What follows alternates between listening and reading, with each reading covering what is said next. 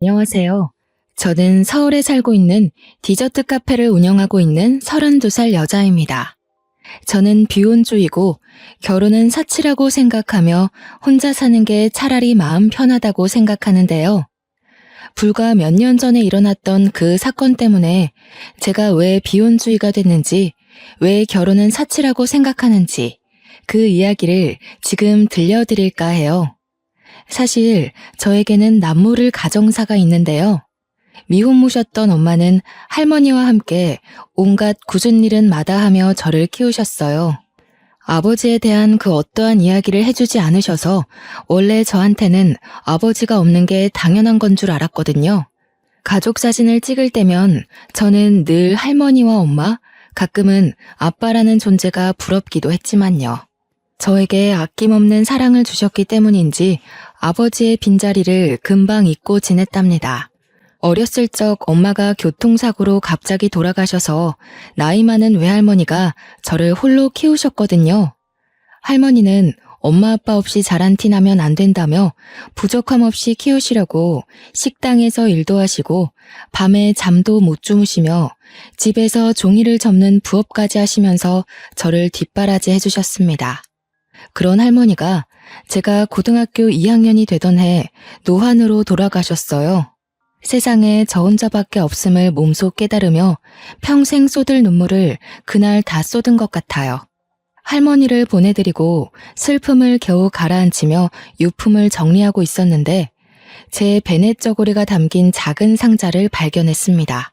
김도진이라는 이름과 함께 주소가 적힌 종이, 그리고 할머니의 편지가 담겨 있었죠. 아람아, 할미다. 아마도 아람이가 이 편지를 읽을 때면 할미는 이 세상에 없을 게야.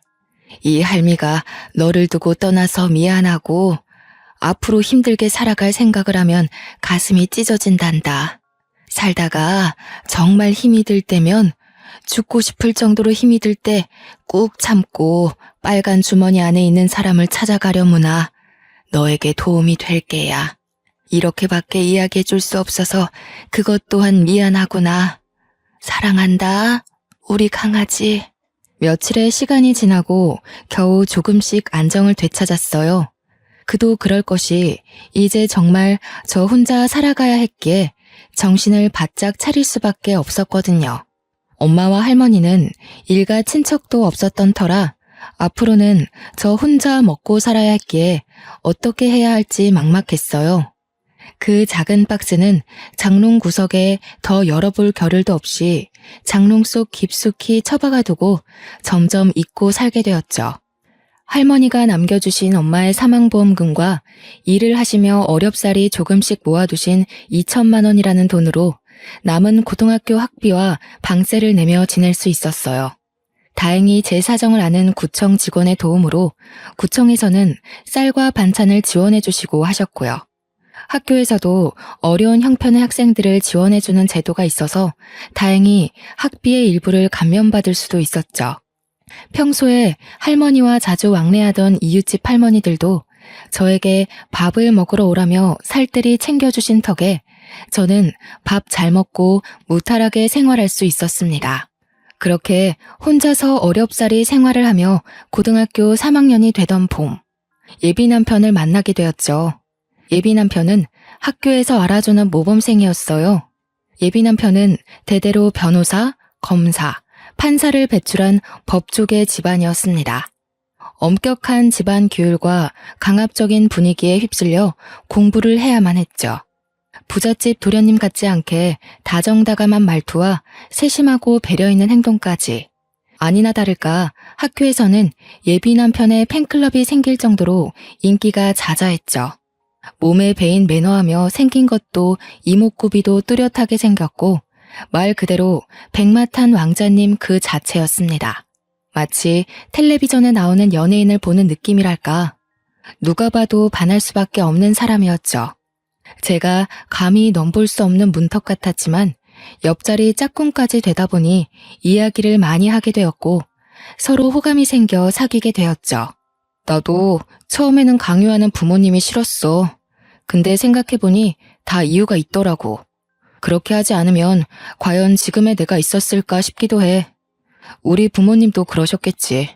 그래서 나는 꼭 부모님 기대에 부응하는 훌륭한 법조인이 될 거야. 다운이 너도 알겠지만 나는 부모님도 안 계시고 대학을 공부할 형편이 되질 못해. 그래서 나는 바로 취업 준비를 할 거야. 내가 돈 열심히 벌어서 너 변호사 될 수 있도록 열심히 내조할게. 지금도 충분히 도움받고 있는 걸. 나 공부 때문에 스트레스 받을 때 너랑 대화하고 나면 신기하게 괜찮아진다? 그래서 늘 마음의 빚을 지고 있는 것 같아. 항상 고맙게 생각해. 내가 변호사 돼서 너 사모님 소리 듣게 해줄 거야. 믿어줄 거지? 말이라도 고마워. 당연히 믿지. 그리고 우리 사이에 빚이라는 말은 하지 말자. 내가 해줄 수 있는 유일한 건데 당연히 그렇게 해줘야지. 힘들고 지치면 언제든지 나한테 기대도 좋아. 내가 늘 옆에 있어줄게. 그렇게 예비 남편은 대한민국에서 알아주는 내노라 하는 대학의 법학과로 진학을 하게 됐어요.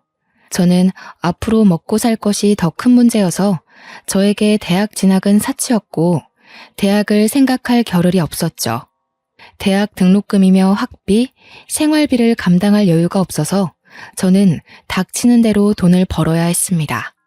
나이가 어리다는 이유로, 사회 경험이 부족하다는 이유로 번번이 면접에서 탈락하곤 했지만 우연히 좋은 기회로 한 디저트 카페에 취직이 되었고 이 디저트 카페에서 일한 것을 우연으로 저는 디저트, 커피 분야에 관심을 갖게 됐습니다.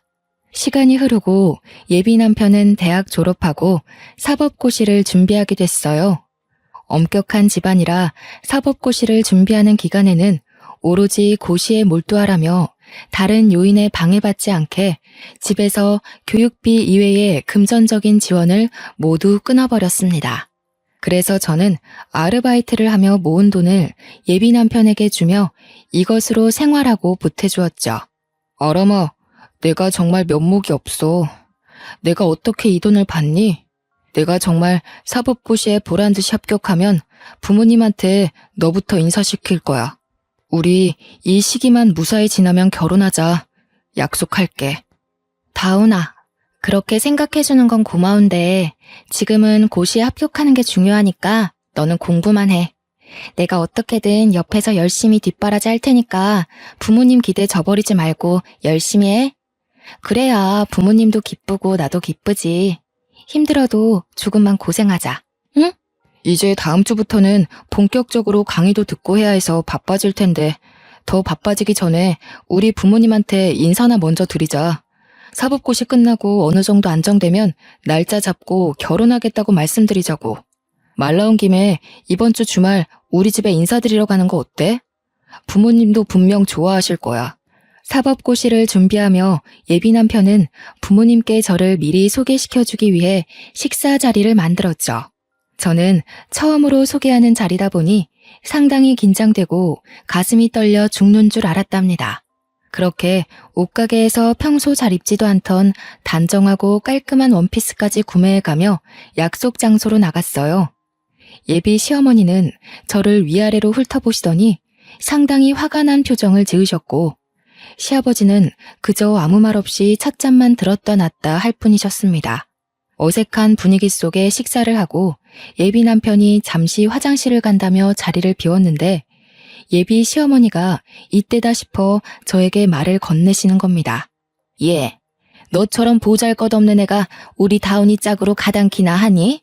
너는 도대체 무슨 염치로 우리 다운이랑 붙어있는 거야? 없이 사는 것도 정도 것이지 돈 냄새 맡고 콩고물이라도 주워 먹으려고? 어림도 없는 소리 마라. 너는 우리 집안과 어울리지 않아. 어머니, 저 다운 씨 많이 사랑하고 있어요.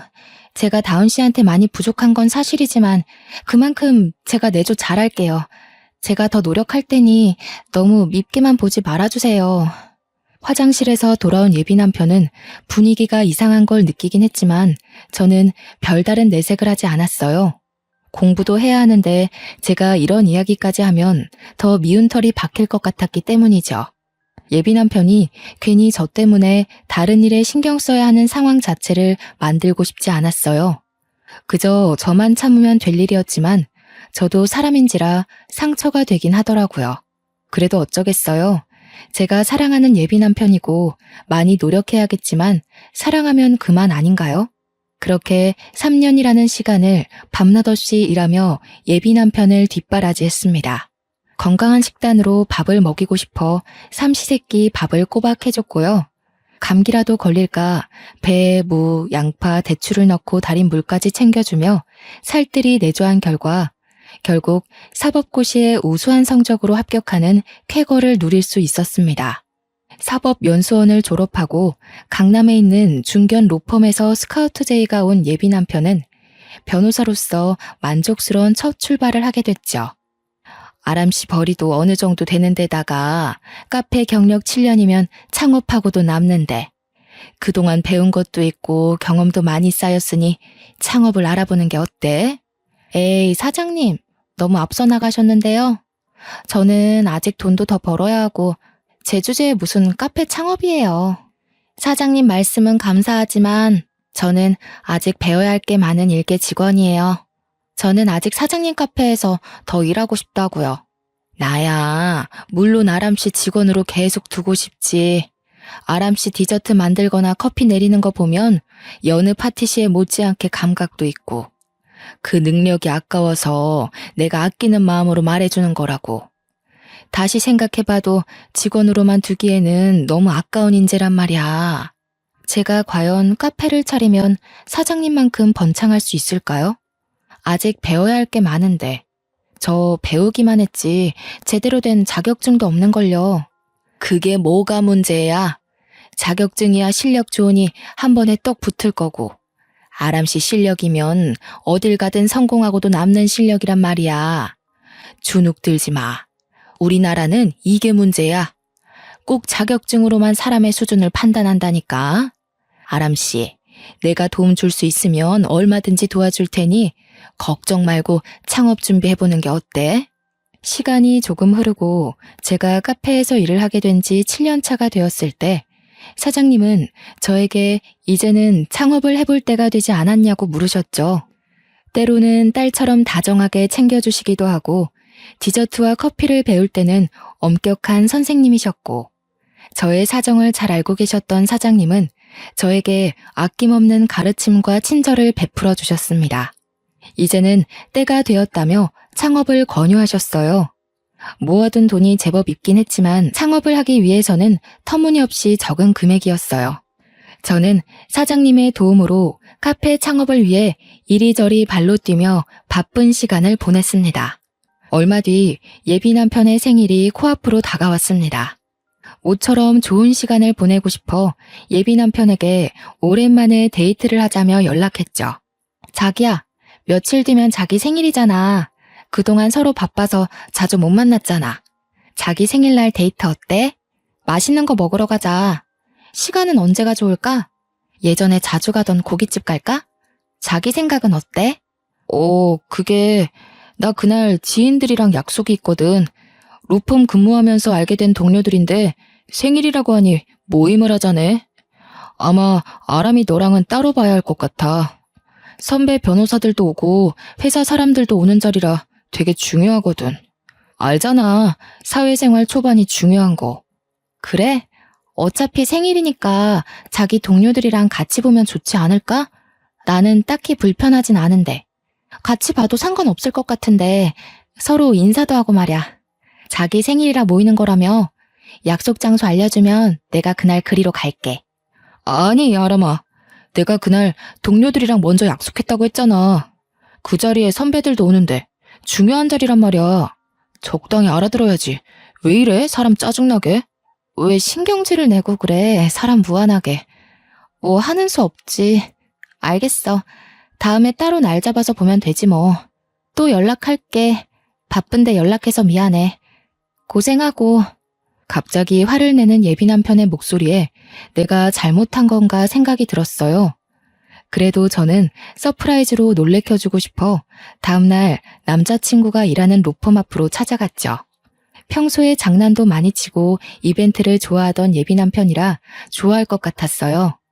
제가 직접 만든 귀여운 모양의 쿠키와 케이크, 여러 가지 디저트와 커피를 사들고 기다렸습니다. 점심시간이 끝나갈 무렵이었는데 저 멀리 예비 남편이 걸어오는 거 아니겠어요? 저는 반가운 마음에 다운 씨라고 소리치고 손을 흔들며 아는 척을 했죠. 그러자 빠른 걸음으로 달려오더니 저에게 호통을 치더라고요. 조용히 해. 여기가 어디라고 그렇게 크게 소리를 지르는 거야? 왜 연락도 없이 갑자기 찾아온 거야? 일 때문에 밥도 겨우 먹는데 연락이라도 좀 하고 오지 그랬어. 사람을 참 난감하게 만드네. 내가 눈치 보여서 회사 생활 잘하겠어? 뭐? 난감해? 자기 말을 너무 심하게 하는 거 아니야? 나는 자기 생일이라고 생일날 못 만나서 내 딴에는 축하해주려고 온 건데. 너무한다. 길게 있다 갈 것도 아니고 이것만 전해주고 가려고 했어. 그리고 왜 이렇게 사람이 딱딱해? 내가 그렇게 잘못한 거니? 왜 연락도 없이 왔냐며 면전에 대고 버럭 화를 내며 이야기를 하는 통에 약간의 실랑이를 하게 되었어요. 그러다 손에 들고 있던 커피와 디저트를 땅에 떨어뜨리고 말았죠. 제가 손수 만든 케이크는 뭉개져 먹지도 못하게 디저트들은 구겨지거나 산산조각 났어요. 심지어 쏟아진 커피와 섞여진 탓에 형체를 알아볼 수 없었죠. 너무 민망했습니다. 그것을 보고 주변에 있던 사람들이 하나둘씩 쳐다보기 시작하고 수군거리기 시작했어요. 예비 남편은 멍하게 서 있는 저를 두고 나중에 연락하겠다고 이야기를 하고는 지나가던 동료들과 황급히 건물 안으로 들어가 버리더군요. 그런데 들어가면서 동료들끼리 하는 이야기가 참 가관이었습니다. 너무 기가 막혀 온몸에 털이 곤두서고 다리에 힘이 풀려버릴 것만 같았어요. 다운 씨, 저 여자가 자기 대학생 때부터 뒷바라지 해줬다는 사람이야? 다운 씨 그렇게 안 봤는데 생각보다 눈이 좀 났구나. 의외인데? 나 무슨 한편의 드라마 보는 줄 알았지 뭐야. 저에 대해서 아는 게 없는 사람들이 함부로 짓거리는 게 마음에 들지는 않았지만 저로서는 아무것도 할 수 있는 게 아무것도 없었습니다. 오히려 가만히 서 있는 제가 초라하고 멍청하게 느껴질 뿐이었죠. 눈물을 머금고 버려진 디저트와 커피들을 정리하고 쓸쓸히 카페로 돌아왔습니다. 내일 사용할 재료 손질, 커피 원두 상태 확인 등 정신없는 시간을 보내려고 했어요. 그런데 이게 웬일입니까? 퇴근을 앞둔 저녁시간 로펌 앞에서 나에 대해 함부로 말을 건넸던 여자가 저를 찾아온 겁니다. 우연이겠거니 했지만 그 여자는 일부러 저를 보러 온 거라며 커피 한 잔을 내어달라 했어요. 저와 잠시 대화를 나누고 싶은데 가능하냐며 묻는 겁니다. 귀티가 잘잘 흘렀고 온몸에 명품을 휘감고 그러면서 다리를 꼬더니 정말 기가 막힌 이야기를 해줬습니다. 김아람 씨? 나는 이수윤이라고 해요. 보셨다시피 다운 씨 동료 변호사고요. 이야기는 대충 들었는데 다운 씨랑 나 이미 연수원 시절부터 결혼을 전제로 만나고 있는 사이예요. 집안끼리도 어렸을 적부터 알고 지내는 사이고요. 대학교 2학년 때 약혼했고요. 무슨 말인지 이해했어요? 저는 대뜸 그 여자가 하는 이야기를 듣고 충격을 먹어 뭐라 말할 수 없었습니다. 고등학생 때부터 지금까지 몇 년을 만나왔는데 갑자기 약혼녀의 결혼이라뇨. 아무 말도 못하고 가만히 시선을 떨구자 그러더군요. 어머니한테도 그리고 그이한테도 이야기 들었어요. 뒷바라지 해준 건 고맙지만 왜 굳이 그렇게까지 했어요? 아람 씨 아니어도 이미 집에서 충분한 지원을 받으면서 열심히 공부하고 있던 사람인데 진짜 결혼이라도 할 줄 알았어요? 저희 고등학교 때부터 지금까지 만났고 미래를 약속한 사이예요. 그렇게 함부로 이야기하지 않았으면 해요. 뭐가 어찌됐건 아직 만나는 사이라고요. 당신이 뭔데 우리에 대해 그렇게 함부로 이야기를 해. 김아람 씨, 당신도 얌전한 사람은 아니군요. 성질도 부릴 줄 알고. 여기 1,000만 원이에요. 이제 더는 다운 씨랑 연락하지도 만나지도 않았으면 좋겠네요. 어차피 우리는 곧 결혼할 사이고 그래봤자 당신은 고작 불륜녀일 뿐이야. 내 말 알아듣겠어요? 그렇게 그 여자는 1,000만 원이 든 봉투를 제게 던지듯이 주고 자리를 떠났습니다. 마음을 가다듬고 예비 남편에게 연락을 했지만 전화기가 꺼져 있다는 말소리만 들려올 뿐이었죠. 반포기 상태로 언젠간 연락이 오겠지, 아니겠지 하며 2달 정도의 시간이 흘렀을까? 예비 남편에게 장문의 문자가 오더군요. 청첩장과 함께요. 다음 주에 결혼식을 올린다며 미안하다고 말이죠. 저는 그대로 있으면 너무 억울할 것 같아 며칠 뒤 결혼식장으로 찾아갔습니다. 얼마나 잘 사는지 두고 보고 싶은 마음도 있었고 보기 안 좋은 건 알지만 붙잡고 싶었어요. 식장에 나타난 저를 발견한 예비 남편과 예비 시부모님은 얼굴이 사색이 되셨죠. 저는 예비 남편을 보며 어떻게 이럴 수 있냐고 눈물을 흘리며 말했습니다. 돌아와 달라고. 너 여기가 어디라고 와? 아직도 스토커짓 하고 다니는 거야? 이제 그만하라고 했잖니. 돈까지 받았으면서 아직도 미련을 못 버린 거야? 저기요, 여기 경찰 좀 불러주세요. 그렇게 저를 정신병자로 몰아 경찰을 불러 결혼식장 밖으로 내던지다시피 해서 쫓겨났고요. 졸지에 전 남친을 스토킹하며 결혼식까지 찾아온 미친년이 된 저는 비참해진 제 모습을 보며 겨우겨우 집으로 돌아왔어요. 혹시라도 예뻐 보이면 다시 돌아오지 않을까 해서 오랜만에 한 화장은 번질 대로 번져 있었고 머리는 헝클어져 있고 정말 제가 봐도 가관이었거든요. 도저히 이대로는 못 살 것 같아 다른 지역으로 이사를 가야겠다고 생각하며 집을 정리하는데 할머니가 제게 남겨주신 작은 상자를 다시 보게 됐습니다. 박스 안에 놓여있던 이름과 주소가 적힌 쪽지를 발견한 저는 곰곰이 생각에 잠겼죠. 이 사람이 과연 어떤 사람일까 하고 궁금증이 생긴 저는 종이에 적힌 주소를 찾아가기로 마음먹었어요. 물어물어 찾아간 곳은 드라마에서나 볼 법한 궁궐 같은 부잣집 저택이었습니다. 조심스레 초인종을 눌렀는데 어떻게 왔냐는 물음에 제 이름을 대며 김도진이라는 분을 만나뵈러 왔다고 하니 문을 열어주더군요. 집 안으로 들어서니 중후하고 인자한 모습의 중년 부부가 앉아 있었어요. 누가 나를 찾아왔다길래 손님이니까 일단 들어오라고 했어요. 나를 어떻게 아는 분인가요? 저는 김아람이라고 합니다. 저희 엄마 성함은 이선영이고요. 저는 어릴 적 엄마가 돌아가셔서 부암동 근처에서 할머니가 홀로 저를 키워주셨어요. 이사를 가기 전에 짐 정리를 하며 할머니 유품을 살펴보는데 이름과 주소가 적힌 종이가 있었습니다. 잠시만, 누구라고요? 엄마 이름이 이선영. 그럼 그럼 아가씨가 내 딸이란 말인가? 세상에 이럴 수가, 어떻게 이런 일이? 네, 엄마 성함은 이선영이고요. 어머니는 제가 어렸을 때 사고로 돌아가셨는데 할머니와 둘이 살았고 할머니도 제가 고등학생 때 돌아가셔서 지금은 저 혼자고요. 저희 어머니와 아시는 분인가요? 차 한잔을 하며 제 이름과 엄마 할머니의 이야기, 살던 곳의 이야기를 하니 가만히 듣던 중년 남성이 찻잔을 떨어뜨리며 소리 없이 눈물을 흘리는 거 아니겠어요? 알고 보니 그 중년 남성은 바로 제 친아버지였던 거예요. 저는 제 눈앞에 펼쳐진 놀라운 사실에 충격을 받아 쉽사리 마음을 진정시킬 수 없었어요. 친아버지라는 분이 계속 말씀을 이어나가셨어요. 엄마는 아버지와 대학 시절 만나 너나 할 것 없이 사랑에 빠지셨대요. 아버지 집안에서는 가진 것 없고 부족함이 많은 엄마를 완강히 반대하셨답니다. 두 분을 만나지 못하게 하려고 아버지는 반강제로 군대를 가게 되셨고 전역을 하자마자 숨 쉴 틈도 없이 경영 수업을 받기 위해 미국 유학길에 오르셨어요. 엄마는 당시 저를 임신하고 있었고 이 사실을 처음에는 알리려 했으나 자신 때문에 미래가 창창한 사람 발목 잡히게 할 수는 없다며 할머니와 함께 조용히 저를 낳아 기르신 거였고요. 내가 한국으로 돌아와서 너희 엄마를 다시 만나려 얼마나 애썼는지 모른다. 사람을 시켜 겨우 선영이가 있는 곳을 알아내 찾아갔지만 할머니가 엄마는 없다며 절대 못 만난다고 나를 막으셨지. 그동안 한 번도 엄마나 할머니께 아버지에 대한 이야기를 들은 적이 없어요. 저는 지금 이 상황 자체가 엄청 당황스럽네요.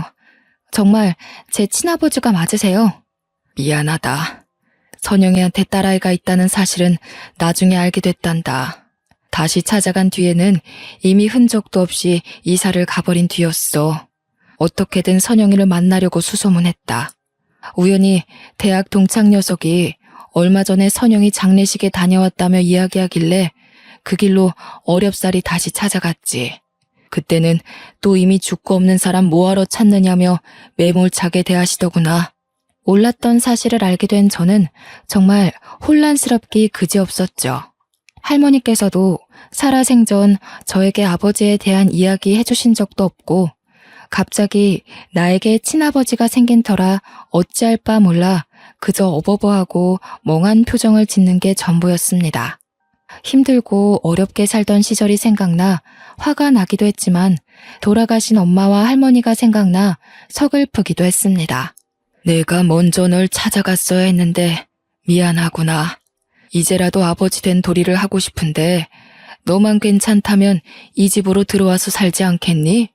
내가 그동안 해주지 못해 죄스러운 마음뿐이란다. 지금까지 저 혼자 잘 살아왔으니 앞으로도 혼자 살 거예요. 평생 아는 척도 안 하다가 다 죽고 없으니까 이제 와서 아버지 노릇하고 싶으신 거예요? 다 필요 없어요. 혼란스러운 시간이 지속되던 어느 날 일하는 카페로 아버지가 찾아오셨습니다. 같이 살지 않아도 되니 그동안 못다한 아버지 노릇을 하게 해달라며 계좌로 5억이라는 돈과 강남의 건물을 증여한다는 서류, 그리고 한도 없는 카드를 주셨죠. 사고 싶은 것, 먹고 싶은 것, 이것저것 원하는 것 모두 하라시는데 어떻게 돈을 써야 하는지 큰 돈을 본 것도 처음이라 그저 눈만 꿈뻑꿈뻑 할 뿐이었어요. 제가 면전에 대고 너무할 정도로 화를 내고 온 것 같아 죄송하다 사과드리고 마음은 감사하지만 절대로 받을 수 없다며 한사코 거절 의사를 밝혔습니다. 그동안 고생했던 시간을 되돌아보며 이대로는 살 수 없겠다 생각했죠. 돌아가신 엄마나 할머니도 더 이상 제가 힘들게 사는 것을 바라지는 않으셨을 테니까요.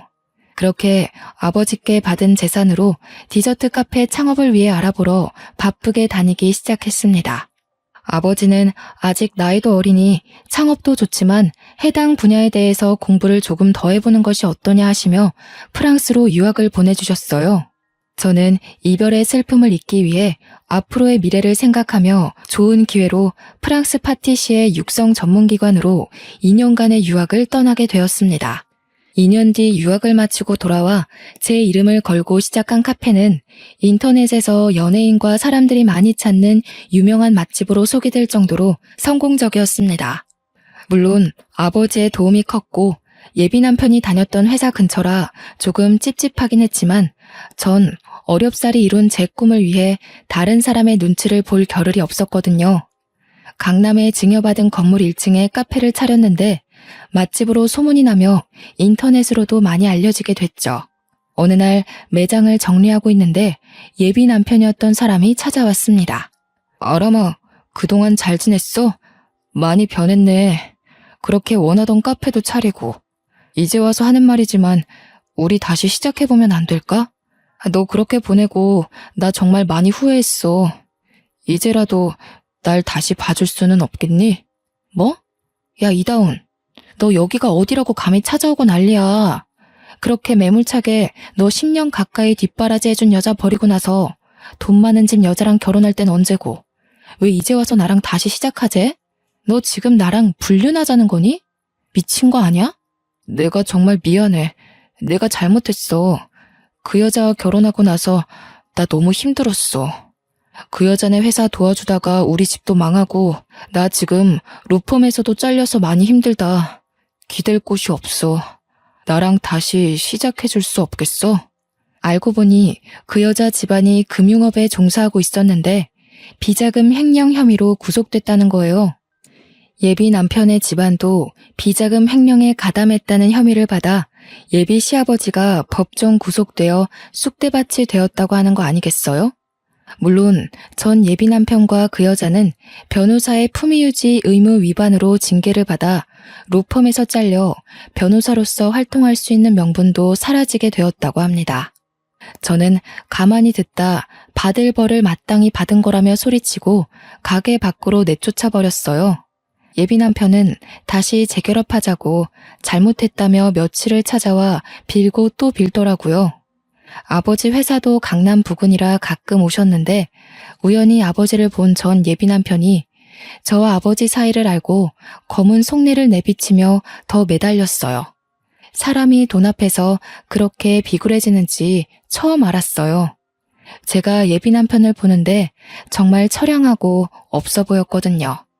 아직 아버지는 이 상황을 모르고 계셨지만 저는 시도 때도 없이 찾아오는 그 사람을 더는 두고 볼 수 없었습니다. 어려울 때 사람 버리는 거 아니라고.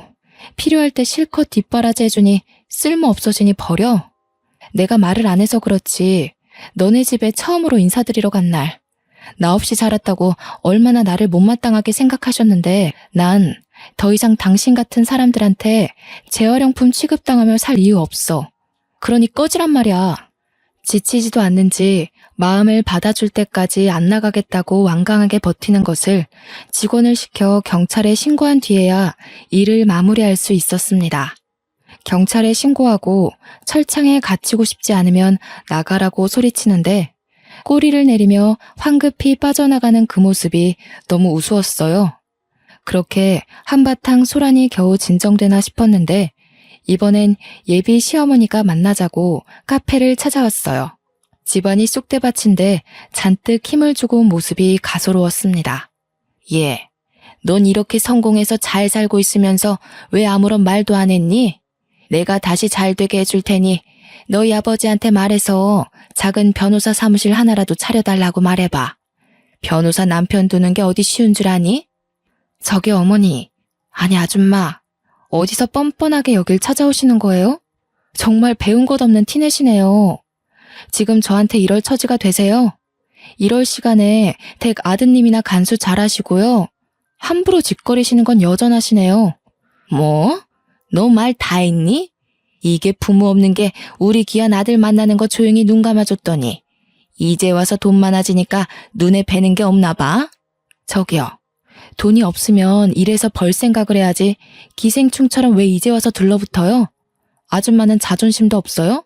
더 이상 할 얘기도 없으니 조용히 돌아가세요. 제가 예전같이 주눅든 모습도 아닌데다가 부탁을 들어줄 것 같지 않으니 제 얼굴에 물을 끼얹고 거기에 모자라 뺨을 한 대 치는 게 아니겠어요? 드라마에서만 보던 일을 몸소 겪게 된 저는 이때구나 싶어 예비 시모에게 똑같이 해주었습니다. 예비 시모는 천벌을 받아도 마땅한 년이라며 소리치며 악다구니를 썼죠. 말도 안 되는 소리 할 거면 꺼지세요, 제발. 어른이라서 대우해줬더니 없이 자라서 보탬이 안 된다며 저 버릴 땐 언제고. 이제 돈 많아지니까 며느리 삼고 싶어요? 진짜 양심도 없네요. 부부가 같이 감옥살이 하고 싶지 않으면 당장 꺼지란 말이야. 악재는 한 번에 다가온다 했던가요? 며칠 조용하다 싶더니 예비 남편과 결혼했던 그 여자가 카페로 찾아옵디다. 정말 지긋지긋한 상황에 치가 떨렸어요. 이번엔 무슨 이야기를 하나 드러나 보자 하는 심정으로 커피까지 내주며 대화를 했어요. 정말 기가 막히게도 하나같이 돈 이야기를 하대요. 저에게 준 1,000만 원, 그걸 다시 돌려달라고 하는데 너무 기가 차고 어이가 없었어요. 저도 돈 없이 살아봤고 1,000만 원이 적은 돈은 아니니까 저럴 수도 있겠다 싶었지만 저에게 돈 봉투를 집어던지던 당당했던 모습은 어디 간 걸까요? 돈 하나로 사람이 이렇게 바뀔 수가 있을까 하고 괘씸했지만 하도 찾아오니 오히려 측은지심이 들더라고요. 하지만 이제 와서 돈을 다시 돌려줄 이유도 이 사람들을 상대할 이유도 없었기에 저는 듣는 척만 하며 대꾸를 하지 않았어요. 그저 속으로 새어나오는 비웃음을 겨우 참을 뿐이었죠. 이봐요. 내가 이렇게 무릎 꿇고 이야기하잖아요.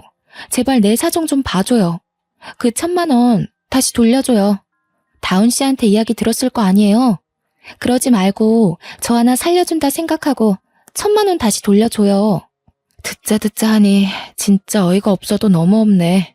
끼리끼리 만난다더니 다운 씨부터 어머니 그리고 당신까지 세트로 난리 부르스네요. 요즘 내가 너무 재밌어 죽겠어요. 아니, 아무리 돈 앞에 장사 없다더니 왜 이렇게 비굴해졌어요? 제발 이렇게 빌게요. 1,000만 원 다시 돌려줄 때까지 안 일어설 거예요. 나를 봐서라도 그 1,000만 원 돌려주세요. 그 여자는 정말 1,000만 원을 받아가려는 속셈이었는지 제가 무시하고 직원 휴게실로 가려 하자 뒤에서 제 머리를 확 낚아채며 입에 담지도 못할 온갖 욕설을 해대기 시작했습니다. 상황도 상황이지만 카페 안에 손님들도 있고 시끄러워져 봤자 좋을 게 없어서 경찰에 신고 좀 해달라고 소리치고 아무런 대항도 하지 않았죠. 결국 손님 중 한 분이 놀래서 신고를 해주셨고 경찰이 온 뒤에야 제 머리채를 놓고 끌려나갔어요. 예상은 했던 상황이지만 계속 반복되는 탓에 저는 조금씩 지쳐갔습니다. 더는 상대하고 싶지 않았거든요. 뭐가 어쩌고 어째? 야, 너 말 그렇게 하는 거 아니지. 없는 거 보태줬더니 은혜는 못 갚을 망정 이렇게 나오겠다 이거야? 너 지금은 내가 이렇게 그냥 가지만 두고 봐. 후회하게 해줄 거야. 한 번만 더 오면 접근 금지 명령에 나한테 그동안 줬던 모욕감 그리고 지금 돈을 갈취해 가려던 것까지 모두 신고해서 싸그리 감옥에 쳐넣을 거예요. 내가 못할 것 같아? 궁금하면 어디 해보시던가. 정말 미친 여자처럼 저한테 악다구니를 쓰는데 저도 같이 소리치며 엄포를 놓았죠. 그 뒤로 다행히도 카페로 연락이 오거나 찾아오는 일은 없었습니다. 제가 악바리 소리까지 들어가며 돈을 아껴 예비 남편을 뒷바라지해준 시절 허무하게 지나가버린 20대 청춘이 자꾸 생각나 서러움에 눈물만 나왔습니다. 그 뒤로도 예비 남편은 잊을만 하면 연락을 하고 카페 앞으로 자꾸 찾아오는 통에 업무가 방해가 되어 도저히 안 되겠다 싶었어요. 우선 카페에 있는 CCTV 기록 내용을 모두 다운받아서 증거로 모았습니다. 그들을 업무 방해죄, 모욕죄, 협박죄 등의 명목으로 고소를 진행하기로 결정했고요. 아버지는 모르고 계셨던 일이지만 저 혼자만으로는 안 될 것 같아 결국 말씀을 드렸어요. 아버지는 노발대발하시며 그들을 당장 잡아 감옥에 쳐넣겠다고 화를 내셨죠. 아람이 너는 그동안 왜 말을 안 하고 있었니? 이 아버지가 뒤에 있는데 뭐가 무섭다고 혼자 끙끙대고 있었어. 내 이것들을 그냥. 김비서, 당장 집으로 김 변호사 오라고 해. 당장. 아버지의 회사의 고문 변호사님을 통해 할 수 있는 모든 법적 조치를 취하기로 했습니다. 추가적으로 경찰에 접근 금지 명령도 요청했고요. 각각 집행유예, 벌금형 선고받았는데 자신들한테 너무한 거 아니냐며 저를 명예훼손으로 고소할 거라고 난리를 치더라고요. 돈에 허덕이며 버티던 그들은 먹고 살 여윳돈마저 없어지는 상황에 처하게 됐죠. 저에게 찾아와 앞으로 착하게 살 테니 고소를 취하해달라며 무릎 꿇고 빌더라고요. 그렇게 어느 정도 시간이 흐른 뒤 카페도 안정을 찾아가게 됐습니다. 주변 맛집, 인테리어 맛집으로 소문이 났어요. 의류 쇼핑몰 잡지사에서 사진 촬영을 하러 장소 협찬을 하기도 하고요. 유명 연예인들도 많이 오는 핫플레이스로 자리 잡게 되었죠. 오랜만에 아버지 집에 들러 식사를 하던 중이었어요. 아람아, 이제 어느 정도 자리를 잡아가고 있으니 결혼을 생각해보는 게 어떠니? 나이도 나이인지라 30 되기 전에 하면 좋을 것 같은데 원한다면 좋은 자리로 알아봐 줄까? 아버지도 아시겠지만 저는 결혼의 뜻이 없어요. 아직까지는 저 혼자가 좋아요. 일을 하는 것도 재밌고 많이 즐겁거든요. 차라리 저 혼자 잘 먹고 잘 사는 게 제일 좋은 것 같아요. 아시잖아요, 아버지도. 가족이라는 울타리도 인생을 살아가는 데 있어서 안정감을 찾는 데는 제격이지. 언제나 너의 뜻을 존중해 주마. 혹시라도 생각이 바뀌면 말해주렴. 좋은 혼처를 알아볼 테니. 네, 그럴게요. 말씀만으로도 감사드려요. 그동안 어떻게 지냈든 앞으로는 저만을 위하며 살아보고 싶어요. 감사합니다. 물론 마음이 맞는 좋은 사람이 나타나면 생각이 달라질 수도 있겠지만 지금 제 선택에 있어 후회는 없습니다. 아, 그들은 어떻게 됐냐고요? 물론 그들과 사이좋게 합의하고 고소는 없던 일로 하며 잘 지낼 수 있었지만 저는 그들을 용서하지 않기로 했답니다. 아버지도 나중을 생각해서라도 가만두면 안 된다고 하셨어요. 분명 언제든 다시 덤벼올 것이라면서요. 결국 고소를 취하지 않았고 저는 정신적 피해 보상을 요구하는 소송도 제기했습니다. 허무하게 지나가 버린 제 20대 청춘을 돈으로 가치를 매길 수 없었지만 그들에게 어떤 방법으로든 보상을 받고 싶었거든요. 그들은 집행유예를 선고받은 이후에도 저 몰래 카페에 찾아와 행패를 부리다 직원이 신고를 해 결국 가중처벌되어 법정 구속이 됐고요. 현재 두 모자와 그 약혼녀는 감옥에서 행복하게 살고 있을 겁니다. 지금 생각해보면 어렸을 적부터 지금까지 제 인생은 정말 파란만장했던 것 같아요. 다시는 생각하기 싫은 기억이지만 이 또한 인생의 가르침 아니겠어요? 저는 당분간은 카페를 운영하며 체인점도 내볼 생각입니다. 조금 바쁘게 지내보려고요. 제가 가장 좋아하는 명언이 있어요. 여러분들에게도 들려주고 싶네요. 이 슬픈 세상에서 슬픔은 누구에게나 찾아온다. 슬픔을 완전히 해소할 수 있는 방법은 시간밖에 없다. 사람들은 시간이 지나면 괜찮아질 것이라는 사실은 당장에 깨닫지 못한다. 그러나 이것은 실수다.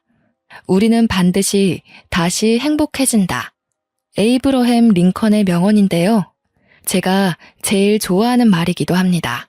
아무리 고난과 시련이 닥쳐도 슬픔이 내게 다가와도 결국 시간이 지나면 사라지기 마련이죠.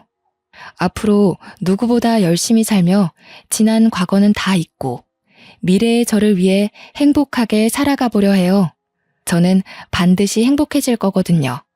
저의 긴 사연을 읽어주셔서 감사드리며 여러분의 앞날도 앞으로 행복한 일만 가득했으면 좋겠습니다.